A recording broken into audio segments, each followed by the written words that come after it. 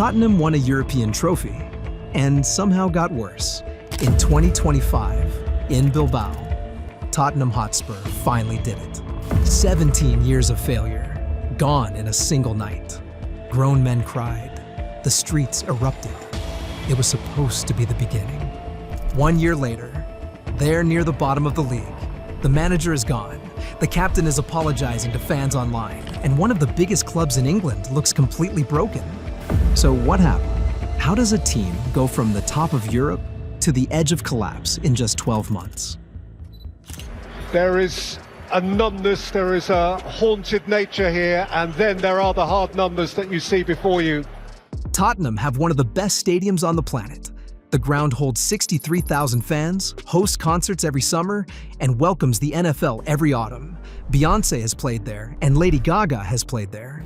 The matchday revenue hit £126 million in 2024, which makes it the fifth highest in all of Europe. Only Real Madrid, Barcelona, Manchester United, and PSG bring in more money on game day than Tottenham Hotspur. The stadium cost £1.2 billion to build, and the club still owes most of that money.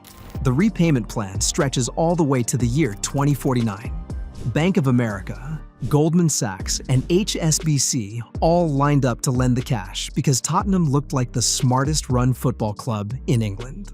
But 6 years after the stadium opened, there is still no naming rights deal. Nike walked away from the table. AIA passed on it. Google had a look, and then quietly left. Tottenham have built the most valuable empty billboard in world football, and not a single major brand wants to put their name on the front of it.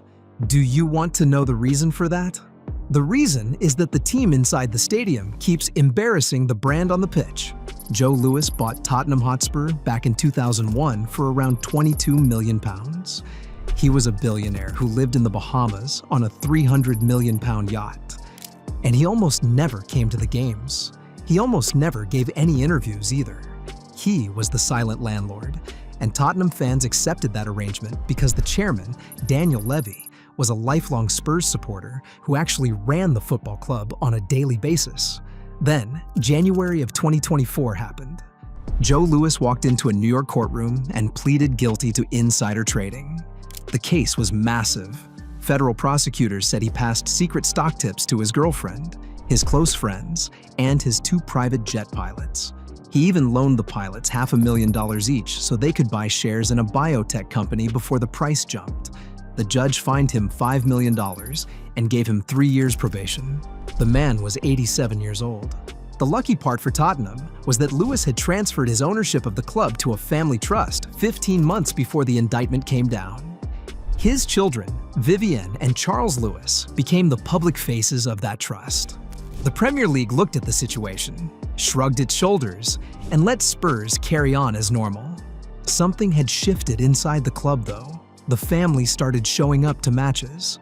They sat in the director's box, and what they saw in front of them was a football club bleeding out in slow motion. For 24 years, Daniel Levy ran Tottenham Hotspur like a Swiss watch.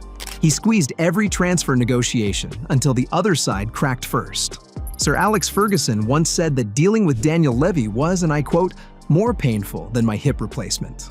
Levy built the stadium, and he grew the revenue from £75 million all the way to over £550 million.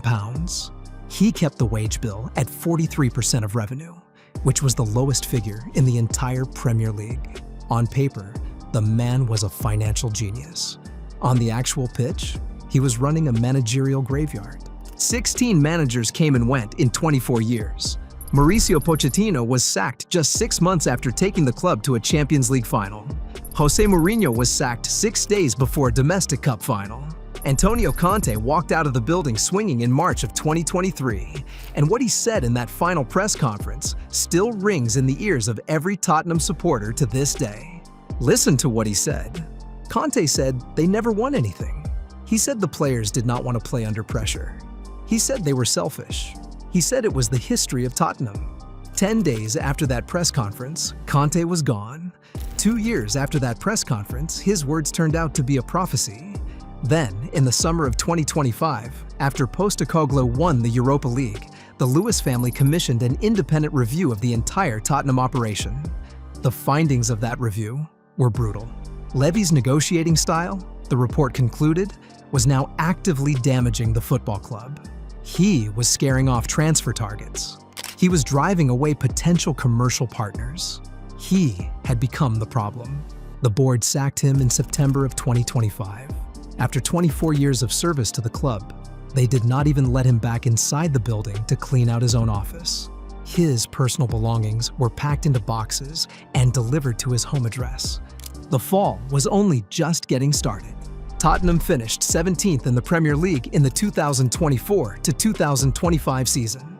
They lost 22 league games, which was the worst record in the club's entire history. By every single measure that mattered, it was a complete and total disaster of a season. But Ange Postecoglou, that stubborn Australian who kept telling everyone I always win something in my second year, somehow dragged Tottenham through the Europa League draw. They survived the quarterfinal, they survived the semi-final, and then they walked into a final in Bilbao against Manchester United. 1-0 to Tottenham. Brennan Johnson scored the goal. The captain lifted the cup. For one beautiful night in northern Spain, mate, Tottenham Hotspur forgot how to be Tottenham. Then they remembered. The board sacked Postecoglou 3 weeks after he won the trophy. They appointed Thomas Frank from Brentford, a manager known for clever recruitment and grinding pragmatism. 3 months into the job, Frank was already eyeing the exit door, and the board replaced him with Igor Tudor. The man had been there for one single game, and he could already see exactly what Conte saw 2 years before. He could see what Mourinho saw 4 years before. He could see what Pochettino saw 6 years before that. The same sickness, sitting in the same dressing room, inside the same brand new stadium. Harry Kane left the club in 2023. Son Heung-min followed him out the door in 2025. The two greatest players of the modern Tottenham era are both gone. What got left behind is a squad packed with expensive mistakes and broken promises. Tanguy Ndombele cost £63 million and was sold for £8. Davinson Sanchez cost £42 million and was given away for free. Richarlison cost £60 million and he barely scores. Manor Solomon arrived already injured. Sergio Reguilon got passed around the league like a hot potato. Dominic Solanke arrived for £65 million and got hurt almost immediately. The captain of Tottenham right now is Christian Romero. He is a brilliant defender and a World Cup winner with a hot temper. Every few weeks, Romero posts another apology on Instagram, saying, "We owe you. From the bottom of my heart, I am sorry." And then he gets himself sent off again the very next weekend. In January of 2026, the new board signed Conor Gallagher from Atletico Madrid for £35 million on $200,000 a week. The fans were not happy about the signing. Tottenham already had 4 hard-working midfielders in the squad. What they actually needed was creativity, goals, and leaders. What they got instead was another runner. The wage bill keeps climbing every season. The squad keeps shrinking through injuries and exits. The injury list grows longer every single week. And the league table, mate, the league table tells a story that nobody at the club wants to read out loud. Tottenham, in May of 2026, sit just 4 points clear of the relegation zone. The new chairman is a man named Peter Charrington. He is a banker by trade. He spent his entire career at City managing money for rich families, including the Lewis family. He has never run a football club in his life. The new CEO is Vinay Venkatesham, who came across from Arsenal, and who actually understands how the modern game works. The two of them have inherited a wage bill that is rising fast, a fan base that is running out of patience, and a head coach who has been in the job for 5 minutes.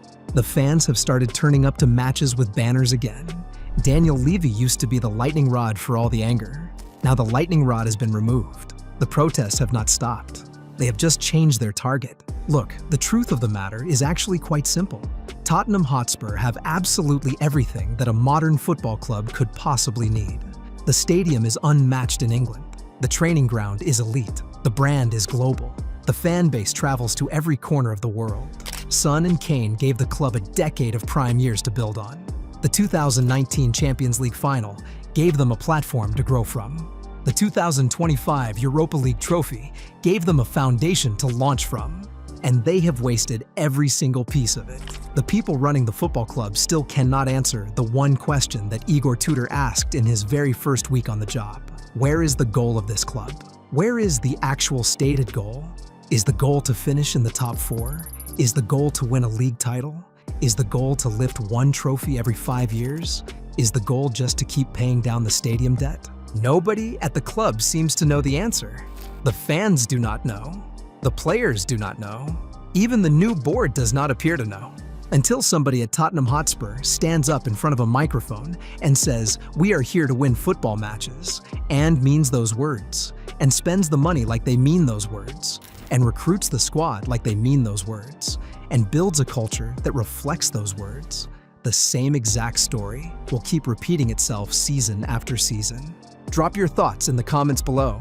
Can Tottenham actually fix this mess, or is Spursy baked into the DNA forever now?